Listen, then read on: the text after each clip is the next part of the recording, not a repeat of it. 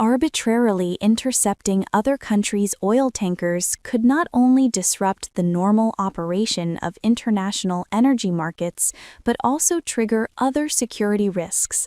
It is normal, legal, and reasonable for Venezuela to conduct economic and trade cooperation with other countries within the framework of international laws, and these rights should be respected and supported.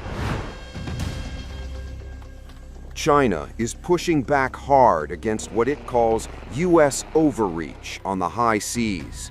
China's Ministry of Commerce accused Washington of abusing unilateral sanctions and so-called long-arm jurisdiction, after the United States ordered a blockade of sanctioned oil tankers entering and leaving Venezuela. Beijing warns the move risks destabilizing global energy markets and creating new security dangers as U.S. forces intercept tankers far from American shores. The remarks came amid reports that U.S. authorities have already seized multiple vessels in the Caribbean, including ships sailing thousands of kilometers from the U.S. mainland. While Washington claims the tankers are linked to sanctions violations, and in some cases to Iran, oil industry sources say several of the seized ships were bound for China, tied to China-based traders, and carrying Venezuelan crude. One such vessel, the Bella 1, is still being pursued north of Venezuela, despite not appearing on U.S. sanctions lists. Others, including the Centuries and the Skipper, were seized while sailing toward Asia. Actions critics say stretch American jurisdiction across international waters. China's Commerce Ministry says Venezuela's oil trade with other countries is legal, reasonable, and protected under international law, and insists those rights must be respected. Analysts now say the tanker seizures reveal a broader strategy, not just pressure on Caracas, but a warning shot toward Beijing. By enforcing blockades and seizing ships linked to China-bound energy flows, Washington is seen as asserting hemispheric dominance and challenging China's growing influence in Latin America. That message aligns with President Donald Trump's national security strategy and renewed references to the Monroe Doctrine, aimed at denying non-hemispheric powers control over strategic assets in the region. Beijing, for its part, says it will not back down. Chinese Foreign Minister Wang Yi has reaffirmed opposition to unilateral coercion and support for national sovereignty, signaling that China has no intention of yielding ground, even in what Washington once called its own backyard. As tankers are stopped and energy routes contested, a regional sanctions fight is fast turning into a global power struggle, with oil, oceans, and influence at its core.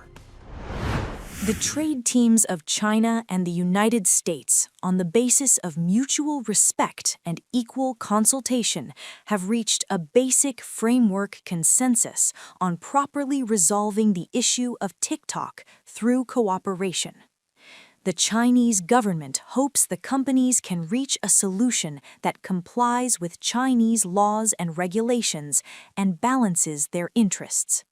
We hope the U.S. will work with China, earnestly implement relevant commitments, and provide a fair, open, transparent, and non-discriminatory business environment so that Chinese companies can continue operating stably in the U.S. China does not agree with the so-called conclusions of the U.S. Section 301 investigation into China's semiconductors and firmly opposes the U.S. imposition of Section 301 tariffs on Chinese semiconductor products. The U.S. unilateral tariffs violate WTO rules, undermine the international economic and trade order, disrupt global industrial and supply chains, harm the interests of U.S. companies and consumers, and benefit no one. China urges the U.S. to correct its erroneous practices as soon as possible and cancel the relevant measures.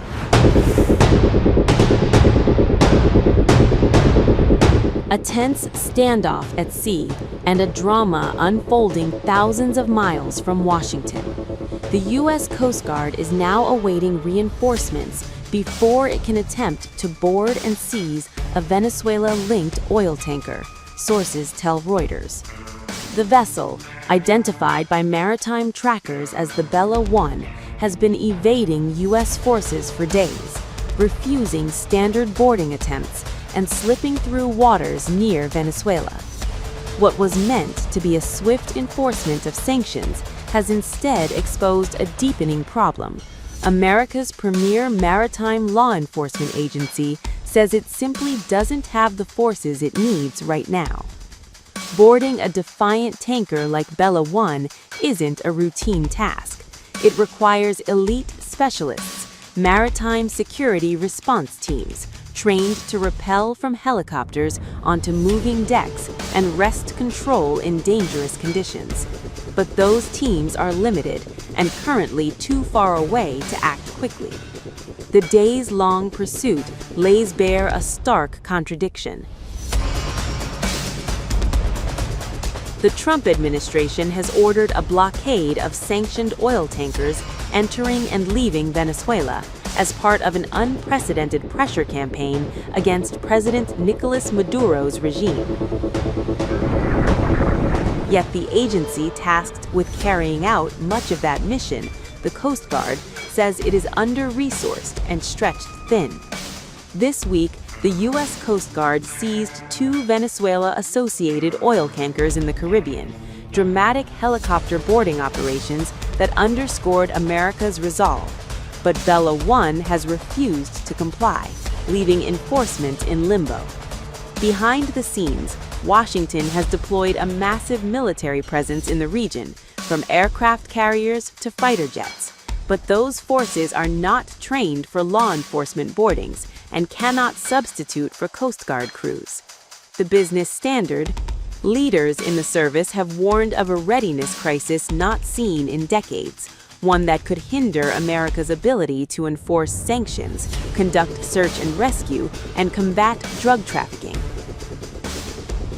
As the world watches, the fate of Bella 1 now hangs in the balance. Will elite teams arrive in time? Can Washington's sanctions blockade be enforced? Or will the tanker's flight reveal the limits of U.S. maritime power? In the Caribbean waters off Venezuela, the chase and the questions are far from over.